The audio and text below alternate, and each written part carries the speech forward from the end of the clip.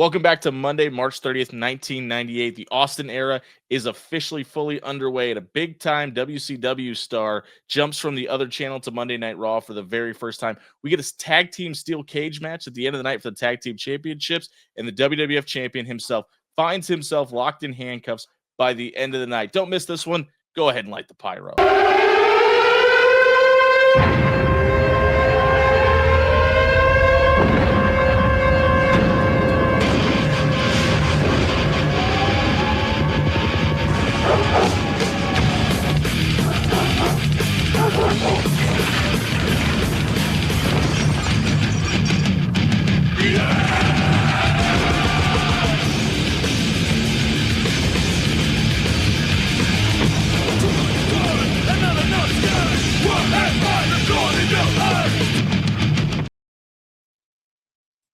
It's here. The Austin era has finally arrived, and this is Analyzing Attitude episode 24. Mike, it took us 24 of these to get to the Stone Cold Steve Austin championship run, and that's how Raw opens up this week. We get a 2-minute recap of Stone Cold Steve Austin not only defeating Shawn Michaels, but Mike Tyson turning on DX, joining Team 316, in which JR refers to it at the beginning of the show. And we open up proper with the chairman of the board, the owner of the World Wrestling Federation, Vince McMahon, is not only walking to the ring, he's walking to the ring with a brand new blue leather strap belt. The black the black double winged eagle belt is a thing of the past for a few months anyway. And this new belt looks incredible. I thought this was an awesome time to debut this title. Very much. And I was actually doing like the math in my head with all the iterations of the WWF Championship. The wing eagle has the most lifespan from start to finish ever. This is like one of the shortest. I mean, only 2 wrestlers hold it. Do you know who the other one is? Rock. Correct. This one? No, I'm sorry. No, this one. It's only Austin and the Undertaker. Oh, gotcha. Sorry. Yes. There's a lot to get into with this episode. They jam-packed it full, and to celebrate Steve Austin's win, I have a Sweenweiser right here. Sweenweiser, there you go. That's the good doctor. Cheers, and his good friend Stone Cold Steve Austin. I will be celebrating vicariously through this photo located right here. But the commentators tell us that not only are we celebrating a brand new champion as Vince is walking to the ring, but there's also going to be another title. There's going to be a title on the line tonight. The tag team championships are going to be in a rematch in a steel cage match at the end of the night. Obviously, the Legion of Doom, or LOD 2000, as they're announced tonight, is waiting for the eventual team champions at Unforgiven. We're going to start ramping up to Unforgiven next week. But Vince McMahon is here, and Vince McMahon is here to give the brand new WWF Championship to Stone Cold Steve Austin. But once again, we start off with microphone problems and technology issues because it takes Vince about 2 minutes to actually get the introduction started. But he introduces Stone Cold Steve Austin, who comes out with the previous belt and grabs the new one, but he throws the old belt on the ground. At his foot. Yeah, and listen, ECW is getting some traction at this time. I kind of wonder if they saw what the Shane Douglas iteration did for the popularity of ECW and the feathers it wrinkled, and thought maybe we could take a little bit of that, do that, not as disrespectfully, but to some degree with our champion. Yeah, I mean, for Steve Austin to get to be the last one to hold the classic wing eagle belt, just him tossing at Vince's foot. It's not that disrespectful, but I mean, I love also Vince pretended like it broke his foot, by the way. Yes, but it's also par for the course for Stone Cold. So yeah, the blue leather strap is another one. It's like I remember that it's only around for a short while. The new title that we see later on as well with somebody else. I don't remember a purple strap, and we got that later on. It comes about absolutely. Austin grabs the belt, does the pose. And we're full gear out of WrestleMania mode. Jim Ross tells us Stone Cold Steve Austin will defend the WWF Championship at No Way Out, but we're not sure against who quite yet. And Unforgiven. What did I say? No Way Out. No Way Out. Sorry, Unforgiven. We already did No Way Out. So yeah, at Unforgiven. Listen, if Jim Ross can call it Forgiven on live pay-per-view, I can get the title wrong. But at Unforgiven, Stone Cold Steve Austin will defend the WWF Championship. But before we get there, we got to get the presentation of the new belt to the new champion. After Austin hits all 4 corners, Vince grabs the microphone and says he's very proud of Stone Cold Steve Austin. The crowd just showers him with boos. And he said he's proud of Stone Cold Steve Austin, but he wants to clear up some things that have happened over the past couple weeks about him not being on board with Steve being the champion, and the crowd boos even louder. He says he is proud of Steve. He wants Steve to represent the WWF, his company. And I think this is like really the affirmation. The first time I remember Vince referring to himself as the owner of the WWF. And Vince says together, and that's important, together with Vince's vision and Austin's charisma, with Vince McMahon's mental prowess and Austin's physical prowess, Steve Austin could be the greatest WWF champion of all time. Now, he is saying this in character, but literally, Mike, that's exactly what ends up happening. Oh, yeah, that's what I'm saying. Like, it's foreshadowing 3 years down the road here, for WrestleMania 17. But, this is all full gear now, like for the Vince and Austin storyline. Like, this promo that they're getting into here, this sets up basically the rest of our year and a half, and then it trickles down from there. So, I mean, well, and it really sets up the rest of the Attitude Era, because we talked about stealing the Shane Douglas thing, right? The other thing they kind of steal is what's going on the other channel with all the backstage stuff that Hall and Nash are doing behind the scenes, and really bringing to the forefront of wrestling and giving us the look into the backstage area that we never really saw before, specifically on WWF TV, starts tonight. Yes, absolutely. It's like there's a few like turds around the show, but yeah, it's like the road's open. We have the same guys essentially right now that we've been talking about for the last 4 months, or 6 months really at this point. Yeah. But I mean, it's an open playing field, and they're really playing into the attitude.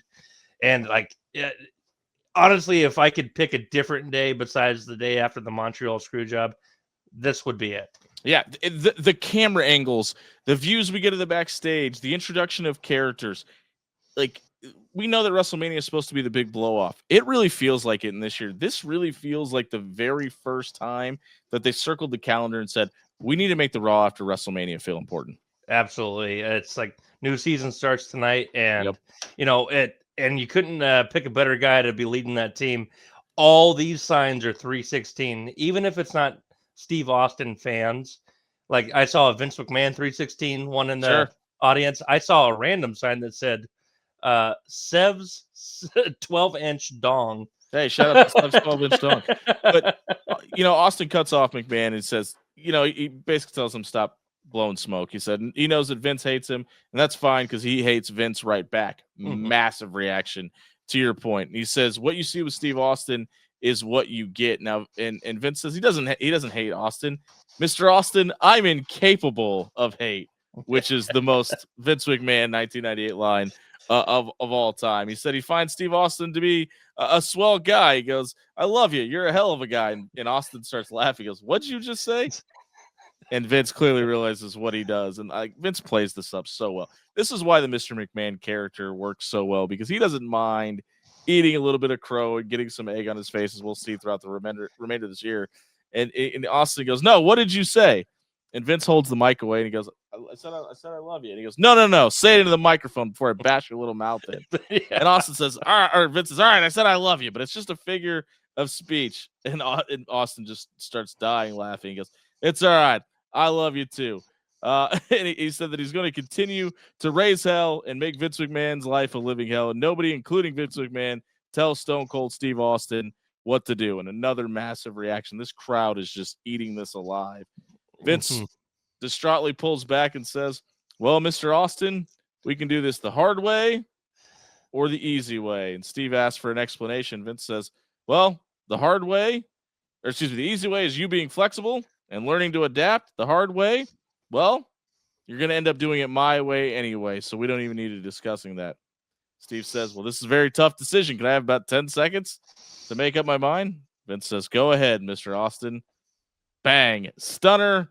We go to commercial break, but we come back with a recap of what just happened. And what I just mentioned a little bit ago with the camera angle, we see Vince McMahon in the back being attended to backstage. That's something we've never seen before. This whole segment was incredible, though. Oh, absolutely. I tip my cap. They are setting up what we're about to see as the greatest feud in professional wrestling history. Maybe not in-ring quality, but definitely popularity and ratings-wise. And I will say, I'm sure there might be some betters. Vince is not one that took the stunner well. I enjoyed the shit out of this one. His head tilted and twerked, and it's like, boom, off to the races. You got to wonder how many times they practiced that. So this is the second time Vince took the stunner on TV, obviously, but he sold this one like $1 million, better than the first one, took it better than the first one. For sure. And the medical attention he was receiving backstage becomes an ongoing storyline, but we cut back to the ring, and Mike, I about lost it, because we get the LOD coming to the ring, and Sonny officially announces them as LOD 2000. They didn't last night at the pay-per-view, but we had it on the tights and all that. We knew it was coming, and Sonny tells us this is what you get when you mix Twisted Steel and Sex Appeal, which I thought was a great line. Yeah, that's not what I was mad about. Taking on the Los Boricuas, and I was just like, damn it! Like, again, this is a squash match. Thank God we're figuring out what to do with these guys. This was actually a great idea. They made LOD look like $1 million. They're back on the same page. They beat a bunch of jobbers in less than 60 seconds. This was great. That's all they needed to do, and I was with you. I was like, it was actually perfect. I was mad at the beginning. This was perfect. I heard Los Boricuas on the headset, and I was like, son of a bitch. And then 30-second squash match. Jesus or Miguel, which one of them took the Doomsday Device? Doomsday Device did it well, but that's all they needed to do was just set them up back as being a dominant tag team again. I was almost like, let's bring back the Truth Commission just to see LOD kill him, but don't do that. Don't do that. You say that, and we kind of got a glimpse of that tonight. Not the Truth Commission, but not the Truth Commission light.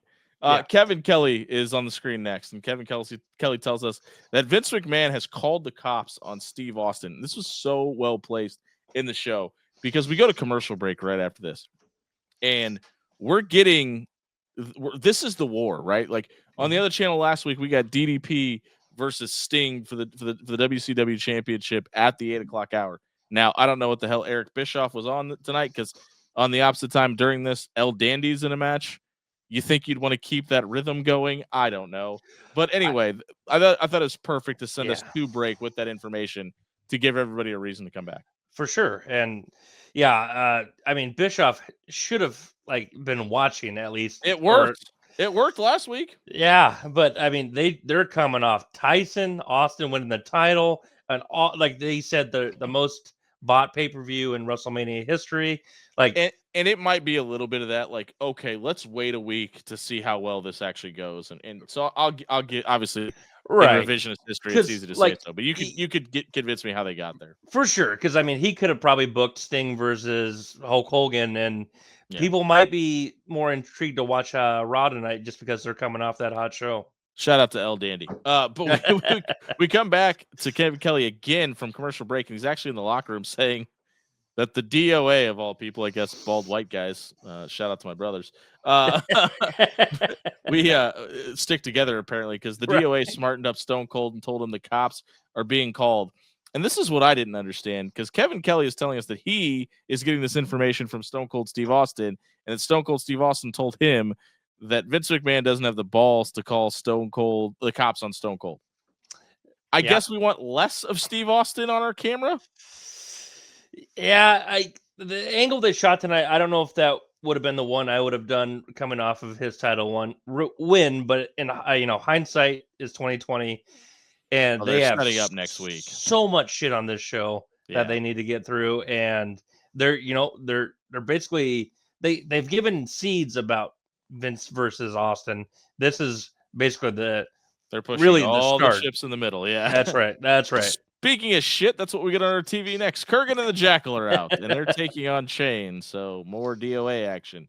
This match literally goes 3.5 minutes, and it serves one purpose. It is to give us a split screen of Vince McMahon standing backstage awaiting the cops to show up.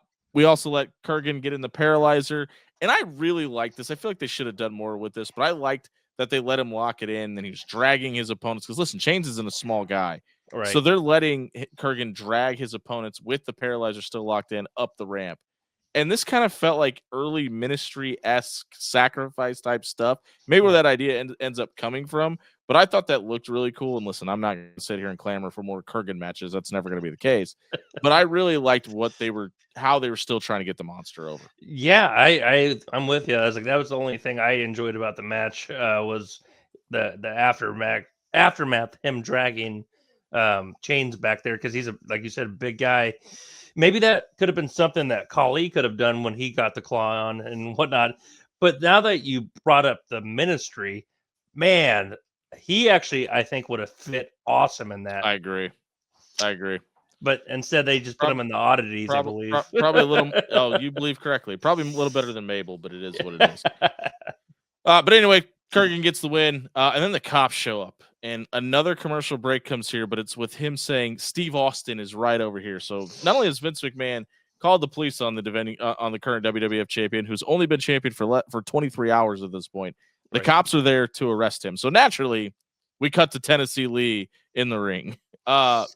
He's back. Jeff Jarrett's there. Aguila, who was competing for the light heavyweight championship last night at WrestleMania, that didn't get an entrance, doesn't get an entrance again here tonight. But regardless, Jeff Jarrett is back. He's going to continue his jaunt as this revamped / old vamped country music star. It's fine, I guess. He's a horseman. Never forget. But he jobs to Jeff Jarrett pretty quickly here, and which is, again, this is fine. I'm all for job matches if they lead to something, because remember last week on Raw, Jeff Jarrett and Tennessee Lee screwed Steve Blackman over out of a match. Steve Blackman comes out to get his comeuppance against Jeff Jarrett after losing last week.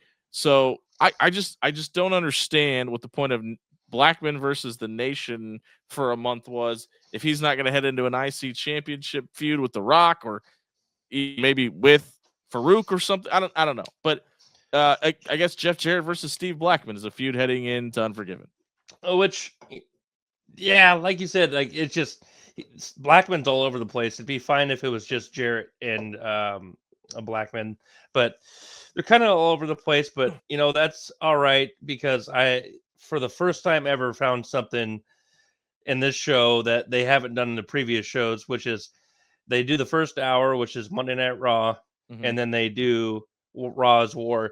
This is the first show where I felt like there was actually something different. A difference. It was, because I thought the first hour, for the lack of a better word, it was kind of crap. Outside of the Austin promo. Yes. It felt like they were ending all the storylines that they couldn't last night. You know what I mean? Like they're just kind of trimming the fat here. And and we cut to the back, and Stone Cold Steve Austin is in handcuffs and being dragged out of the arena by the police officers. And I thought this was the perfect setup. Vince McMahon is standing next to a set of lockers, and Austin charges him in handcuffs, just to show still how unhinged this guy is and that anything can happen. Oh, I love it. Like, and this isn't the first time we're going to see Austin in handcuffs because of Vince McMahon. No. And no, that isn't a euphemism for anything.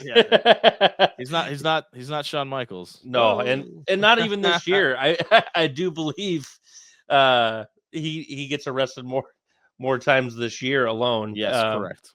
Yes, and nice shout out to what Brett just said. Vince McMahon comes back out to the ring. So we open the show at the 8 o'clock hour with Vince McMahon. We open the 9 o'clock hour with Vince McMahon as well. And he asks for some decency so he could explain his decision from the crowd. Naturally. And he has got them just in the palm of his hand. And he explains why Stone Cold Steve Austin was put under arrest. Said he had to make he made his choice to do things the easy way or the hard way, and he made his choice. So he has, and he thinks a night in jail will do Steve Austin some good to cool down. That is, like, I still think part of this, Vince thought he was going to come out the babyface to some degree. Like, there's that rumor about him thinking he was going to look like the shining knight, or the knight in shining armor and the hero after the Montreal screw job. He's leaning into the heel shtick here, but I gotta wonder if he was like, well, if I just do this, maybe they'll come back around. I don't know. I mean, coming off the screw job, you can't pick a better heel than Vince McMahon. whether it was planned or not, I mean, it just they ain't sure having worked. it. Yeah, I mean, they're about to rocket up in popularity that we've never seen before in this era.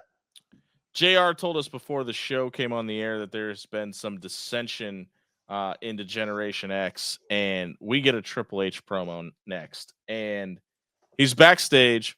But I really felt like this was the best work that we've really seen from Hunter starting tonight. Listen, he had to raise his game, right? He didn't have Shawn Michaels to lean back on. We talked about how Shawn going away at this time was maybe the best thing for Shawn's life. This is clearly the best thing that happened to Hunter in his career.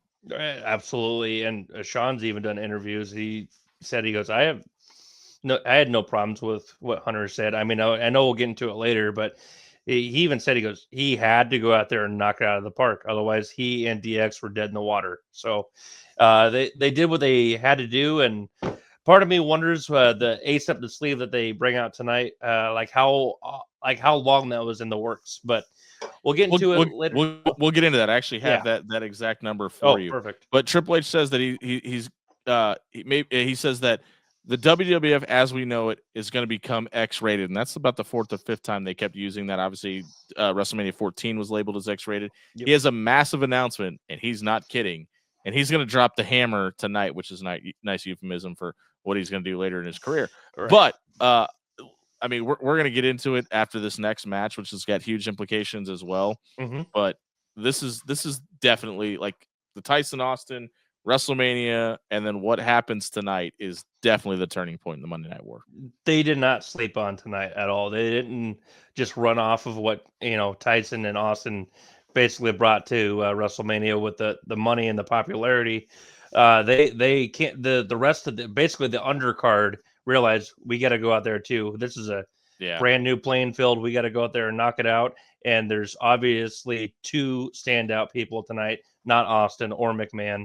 And we'll see them. First one coming up right now. Yeah, and that's a great point. I want to dive into that for a second about the undercard because we've heard Kevin Nash and JBL and a bunch of different guys talk about when Brett left, like what was left behind. Like even Taker's talked about this, how there was just that worry about, okay, our guy, the guy that we put as the face of the new generation, has jumped ship along with the other guys, right? And it didn't feel like this one, and maybe it's because you have the clear guy and you probably feel good about that guy. But the guys underneath Steve really raised their level. And a lot of people talk about in sports, teams taking on the attitude of their head coach. Right. Well, Steve Austin's the head coach of this team. You could tell the attitude definitely, pun intended, definitely reflected on the rest of this roster. For sure. I feel like with HBK gone and, despite his back injury and everything, he had a bad rep with politics and everything. And now that he's gone, maybe that even cleared just the air a little bit backstage. And, we got, Triple H and Rock and Undertaker and Kane and Foley that are about to shine over the next few years. And 2 of them, of which, tonight, I don't know what Rock's like his goal was at the end of the day, but I know where Triple H ends up landing, being like, we got this guy, you need a bad guy. And it takes a little bit to get there for Triple H because obviously DX becomes way too popular this year for him to be booed.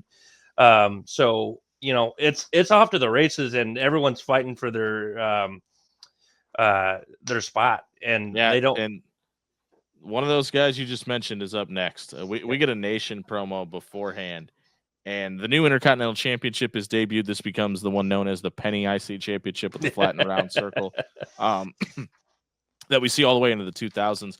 Purple strap, though. But the difference is, as Mike alluded to earlier, this one has a purple strap on it.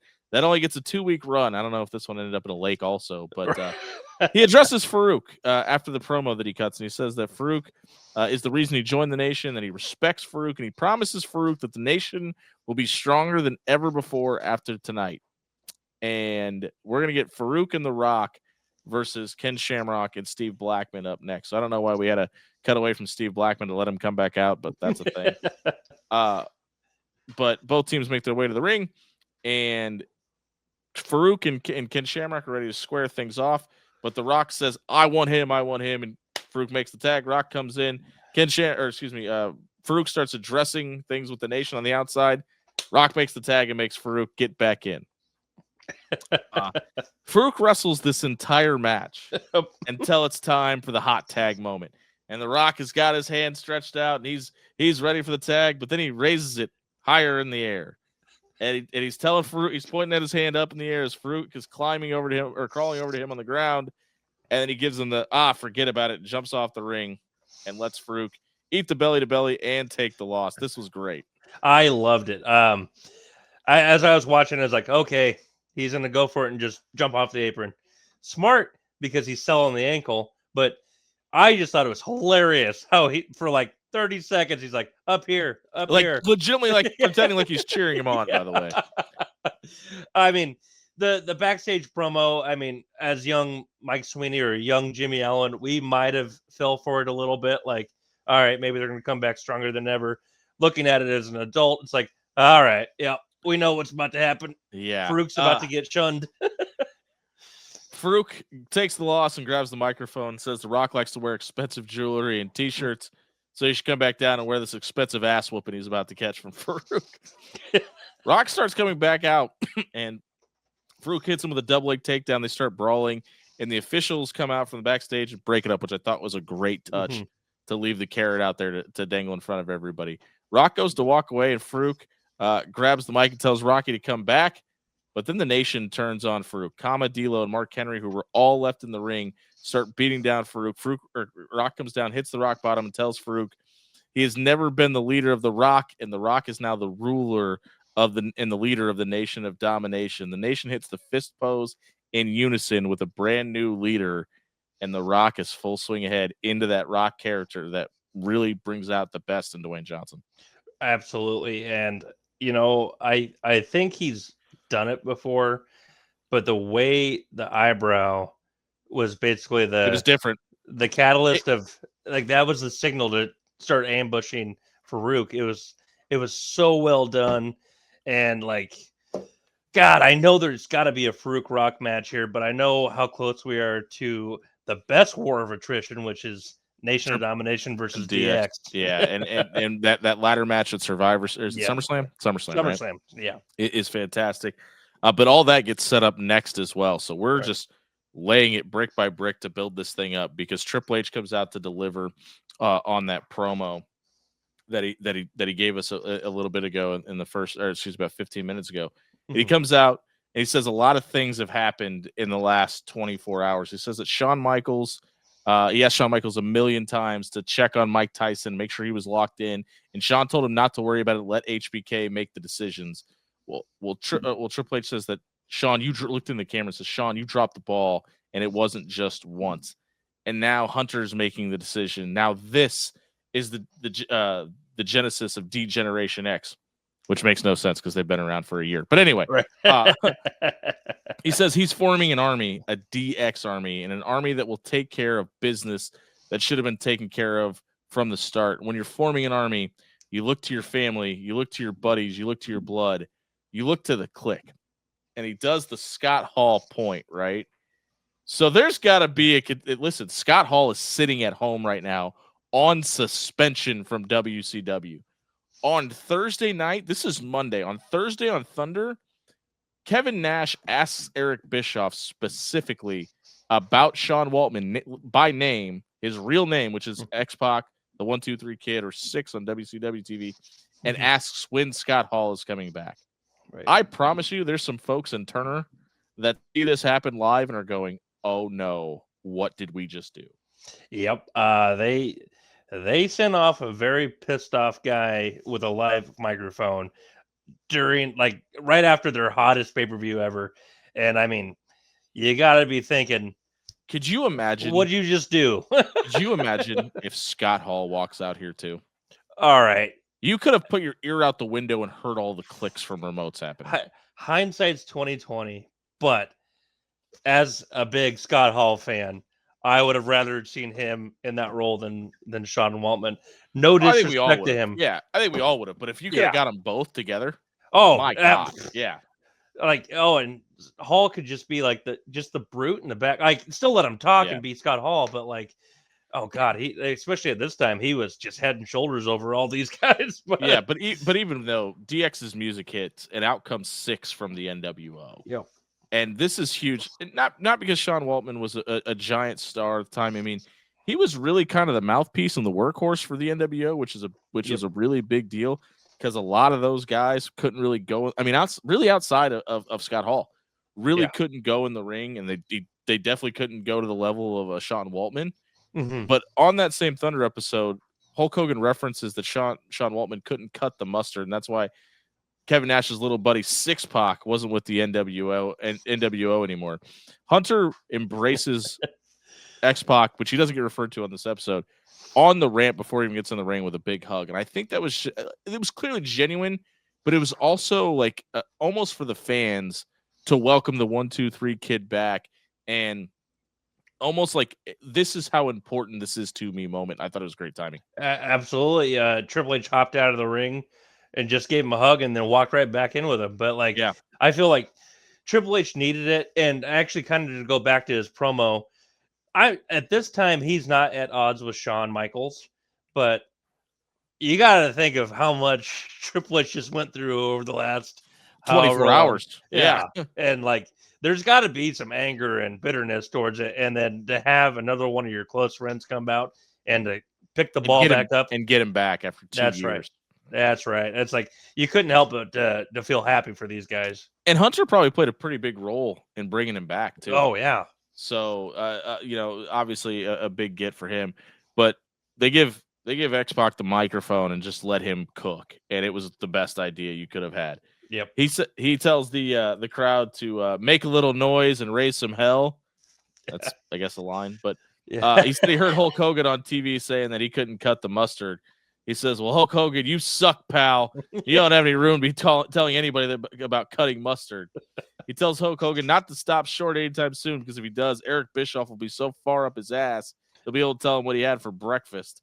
He says that Scott Hall and Kevin Nash would be standing right here next to me in this ring if Hall and Nash weren't being held hostage by WCW, actually says World Championship Wrestling. Right. So Eric Bischoff could put that in his pipe and smoke it. But speaking of pipes, I mean, this was like really the inaugural pipe bomb promo where it was, here's the microphone, go be pissed off and let them know, tell the truth, be honest and tell everybody what exactly was happening over there. And probably let some of our locker room hear about how bad it is down south and make them not ever want to go there.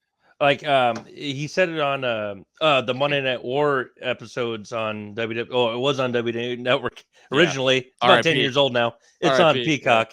Yeah. Good show, by the way, even for it being 10 years old now. It was fantastic. He said Vince gave just go ahead and said they're going to hear from you, so just go out there and say whatever you want to say. You think Hulk Hogan sucks? Go tell everybody. That's right. I mean, you can't do this every week because it comes redundant and just you sound like you're just bitching a lot of the time. But like certain spots, especially when everyone knows where he just came from, just let him go off. And it was referenced on their TV 4 days ago, twice. Exactly. And so why not? Just they threw away the damn women's championship live on air. Yep. They had Luger show up when he was supposed to be coming out to Raw. They had Rick Rude simulcast on both shows. So I have no problem letting this is really the first shot from the other side, man. Yes. It really is. It's like really the first time on screen WWF gets a win. Yes. We got one of our original guys back. He chose to leave there and he hated it. So let's talk about it. And it worked out. And this felt like a huge get in real time. I think it's even more massive in hindsight. This was really like this episode is just there's so many boxes that get checked. This is week number 82 in the 83-week run. TikTok. You can feel the tide changing without even watching the other channel. No, exactly. Like that crowd is just hot and doesn't matter where they're at. Albany, what the hell's the one? Peoria, Illinois. They're all coming crazy. We talked about the exit of Bret Hart, and obviously Shawn Michaels goes away. You're getting rid of the Truth Commission and the DOA and the Los Boricuas of it all. So you got to have some influx of talent, new faces to kind of fill those roles. It's hard. That's hard to do. It is hard to do. You know what else is hard? Val Venus's penis, and he's on your screen next. We get a vignette for a porn star wrestling character, and he's going to penetrate the WWF. This is their words, not mine. And then we get a fade down. He tells us about the names of all of his movies that he likes watching himself act in, and I can't remember the name of the movie that he was watching. I think it was Live Hard. Live Hard. Thank you. And refers to how he's a better wrestler, or he's a better actor than Bruce Willis, because this is obviously a play on Die Hard. And then it fades to a cheetah print screen that says Val Venus is coming, because of course it does. So we're now just a few weeks away from the debut of Val Venus. They are jumping into the Attitude. I know years down the line he does have a few other movies he lists, like Shaving Ryan's Privates, Harry Twatter, School of something. There you go. But they're just jumping in, and I promise I'll try to leave these alone. But that was another time I was watching this episode, and the fiance was just on her phone, and she's like, "What are you watching?" I was like, "I promise it's Raw." I'm wondering the same thing. Well, we go from porn stars to Sable. Mark Mero versus Taka Michinoku is next. Before the match, Luna Vachon comes out and says that she wants a rematch with Sable. It says that Sable says Luna can have any rematch of any kind she wants. Luna says that she wants to have an evening gown match, which all the horny 14-year-olds in attendance who didn't get enough of Val Venus go crazy about this. Yep. And she says she's going to strip down Sable to her bra and panties, and the crowd loses their mind. And you can literally hear people calling their pay-per-view providers to order this pay-per-view coming up at Unforgiven. But if they really think about it, obviously this is the prelude. It was working to broad panty matches, but absolutely they should know that Sable's going to win. So.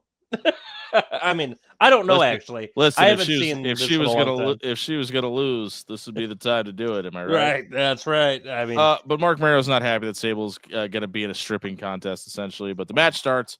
Mero cheats. Sable rats him out to the official, which gives the chance for a distraction. Mero hits, I think, the 49th low blow in 2 months. It gives the TKO for the win. Sable checks on Taka afterwards, and Mero loses on her again. 3 random Asian guys hit the ring after. I'm glad you said that instead of what JR said. Yeah, because he refers to them as 3 Oriental guys, which you're not supposed to say. But he says this must be people from Taka's past because they just beat down the light heavyweight champion and run off. So we get another intro. This obviously becomes Kai and Tai. But Funaki. This is another introduction to another group of characters, though, and I love the way they did it. But it's like it is kind of fitting that we just had Val Venus, and then we also introduced Kai and Tai 15 minutes later, because there is a very infamous segment. Oh yeah, later this year, and it will live for infamy in wrestling lore as it should. And when we get close to that, I'll do the imitation. But until then, we'll leave you with that little cliffhanger.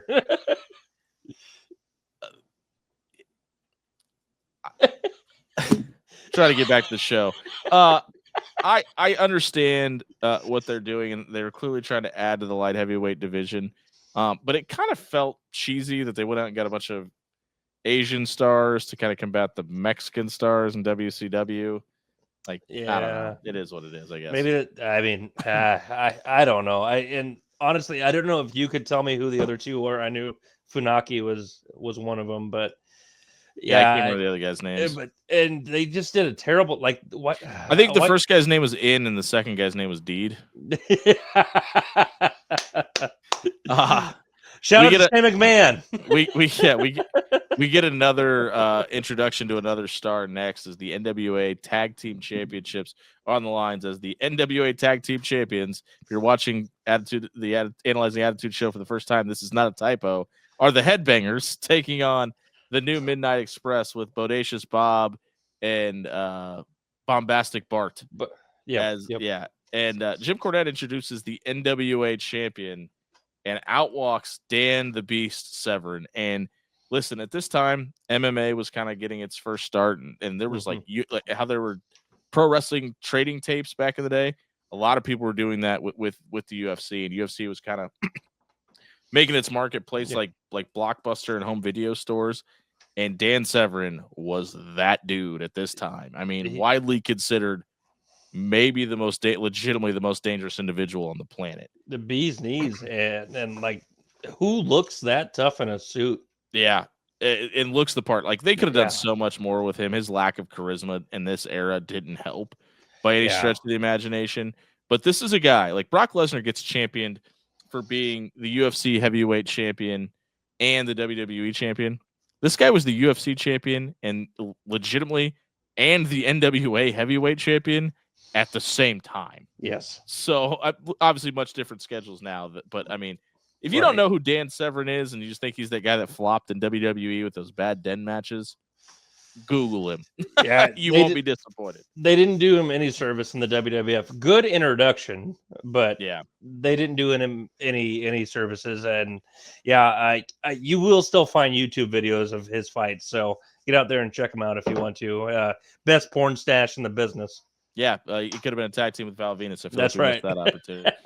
This is actually a really good match, though. I love the tag team action that we actually get. Yeah.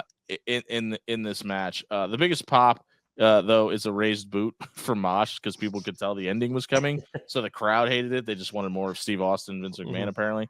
But the distraction allows the heels to cheat and win. The NWA tag team titles go back to the NWA. But Jim Cornette tells us that he tells Jim Ross on commentary that he's going to get a show of the abilities of Dan Severn, and Dan Severn gets in and kills the Headbangers.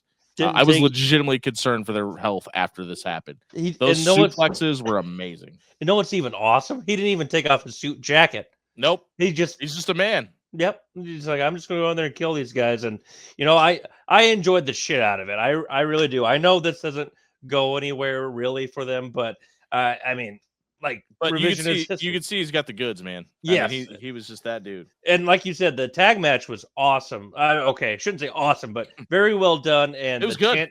The tandem moves were smooth. So I actually give it a thumbs up, and I thought that match was going to hurt my grading for tonight's show, and it did not.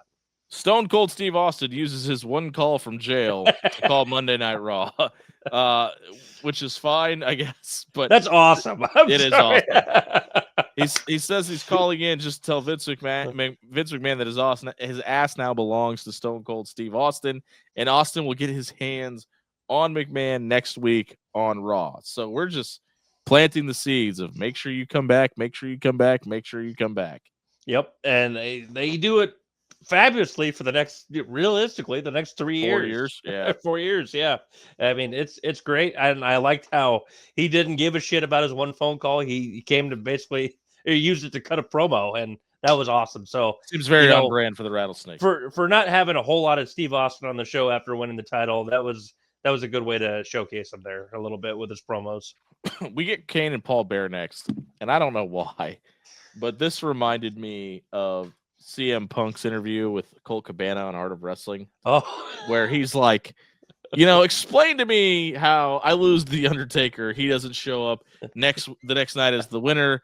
I show up as the loser. What do I do? What the fuck do I do? Apparently, this is something that's been happening since 1998. Because here comes Kane, the loser at WrestleMania, and the dead man, the winner, does not show up on the following night of Monday Night Raw, even though he's on the cover of the pay-per-view for Unforgiven, and he beat the most unstoppable monster in the company.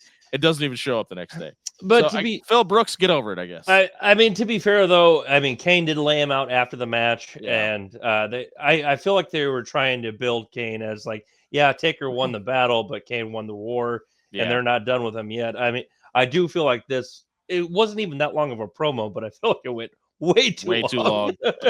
Because Paul Bear starts talking about the dream that he had and said he saw that the ring was full of flames, and he invites the Undertaker to step into his dream and into a ring full of flames and take on Kane in an Inferno match where the loser will be the first one set on fire. And this match ends up sucking. Spoiler alert. This was a very hot button topic on news stations and different things around the country for all the wrong reasons. Like, they're clearly trying to keep as much Crash TV as they can, but this probably went a little bit too far. Right, and they haven't done the "Don't Try This at Home" vignettes, have they? They started 3 weeks ago. Okay, Yeah, and you started 3 weeks ago. Then you want to do a match with lighting people on fire. As kids, yeah, I'm all about that. I remember, like, I just started watching WWF at this episode tonight, and I remember being like, "Oh, that's gonna be awesome." Obviously, Right. I wasn't above the means, which is clearly what the creative team thought as well. Right. Oh, I also wasn't on the means to watch pay-per-view, so Sure, fair I enough. just listened to it with the scratchy motions. But had to, right? The pink and green, yellow lines. I was so jealous. Like, these guys are lighting each other on fire. But the match does end up blowing pretty hard ass. But for kids, it's fun, but it's also kind of scary to see that kids are watching it. Yeah. We get the tag team championship match next, and we get the explanation of why this match is happening. So at the pay-per-view, it was a dumpster match. The Chainsaw Charlie and Cactus Jack get the win by putting Billy Gunn and Road Dogg in a dumpster that was not the designated dumpster at ringside, which it's fine, whatever. Can you imagine if they told Edge and Christian, no, you didn't win the tag title match, you didn't use the right ladder? Right, yeah. The Outlaws were the former champions and could just invoke a rematch clause if they wanted to, so I don't know why we had to go with that excuse, but okay. Sure. This match was incredibly physical. And yes. I'm going to give the meat and potatoes of the night to this entire thing. God damn, man. That blue cage, man.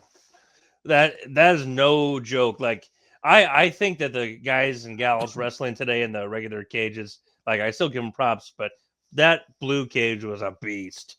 I mean, Billy Gunn gets Tree of Woe upside down and gets just his head bounced off of it.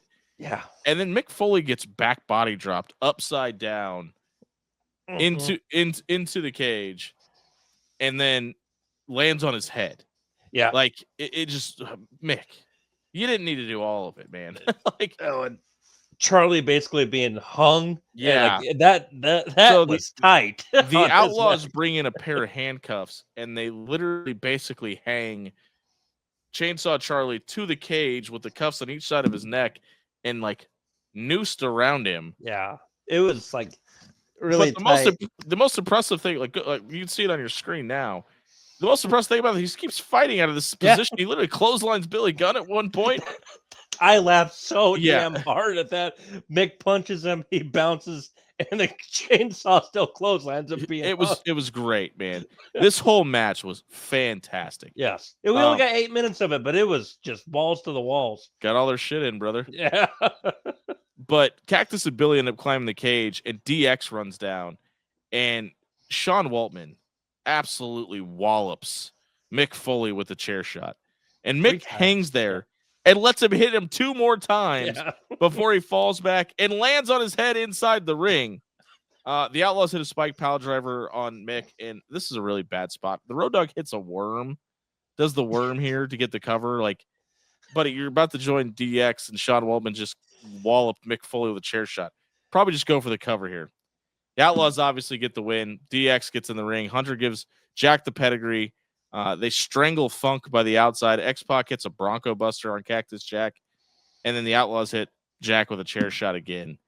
DX climbs to the top of the cage, a la the curtain call, and gives the DX crotch chop to the camera. And JR and King kind of start putting it together. The Outlaws just joined D-Generation X, and this is the rest of the army that Triple H was putting together. JR's call was awesome. By God, they're stronger than ever. And, like, they really are. I mean, we don't need to get in debates. I mean, there's obviously big pros with Shawn, Triple H, and China, just Shawn and Triple H alone by themselves later on. Rick Rude. But Rick Rude. Yeah, Rick Rude. Yeah. I don't know if that one's in there, but I mean, this is definitely the best version of DX. Yeah, that's where usually people go. I mean, we're about to get into when they invade WCW, them, risquely cosplaying as the Nation of Domination. That's coming up in a few weeks. So, I mean, they're not willing. Like, Shawn was willing to push the envelope. These guys feel like bucket. Yeah. So, I mean, we will do whatever we're asked to, Mr. McMahon, sir. That's right. We talked about it, Mike. Raw climbs to a 3.2 from a 3.2 to a 3.8. It's the highest rated Raw ever up until this point. It's week 82 of the 83 weeks. Raw loses next week in the ratings Nitro, and they don't again for almost 6.5 months. Right. How will Stone Cold Steve Austin retaliate against the owner of the WWF? Will we find out who his opponent at Unforgiven is? What does the New Look DX have in store for us next week?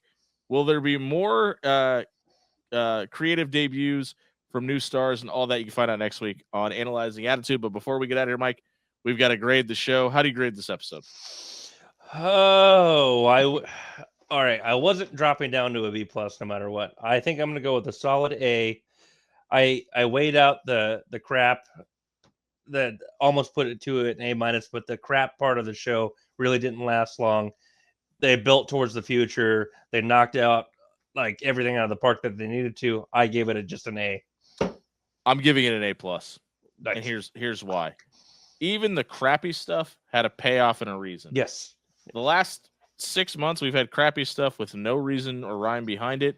Everything had a reason tonight. So I'm going to give it an A plus. I thought this was the perfect show. I don't know what they could have done better. I mean, I guess maybe the Undertaker could have shown up to work. But Right. other than that, I mean, his promos this time were something to be desired anyway. I thought everything about this was great. The one thing I wish they could have done, and I understand from contractual obligations why they couldn't. I thought Mike Tyson being on this episode of Raw could have been huge. He was clearly getting back into boxing, but like that's I think the only thing that could have given this like an A plus was if you wouldn't have been able to do the Stone Cold arrested thing unless, I mean, how cool would a shot of Stone Cold Steve Austin and Mike Tyson being arrested together be? But you know, that's about the only thing that I could have thought that could have put this thing way over the top. What if they came out and kind of celebrated together a little bit? Drops Tyson with a stunner. Sure. Yeah. It would have been great, man. Tyson wouldn't have let that happen, but 0% chance. Hey, but if you liked any of the content you saw tonight, one thing we're going to add, we're going to ask you guys what you want us to do and give you more content regarding, whether it be if you want to see more modern day content, if you want to see our top 5 favorite finishers of all time, top 5 rivalries, whatever it may be. If you want to see more from us, let us know in the comments below. Don't forget to like and subscribe. Give us an oh hell yeah. Oh hell yeah. Down in the comments below. Enjoy a Sweeney Weiser on us tonight. Thanks for checking out Analyzing Attitude episode 24. We'll see you next time. That was just a glimpse into what Analyzing Attitude has to offer. If you liked what you saw here, here's what we suggest next for you. And if you're not down with that, we got 2 words for you. Like and subscribe.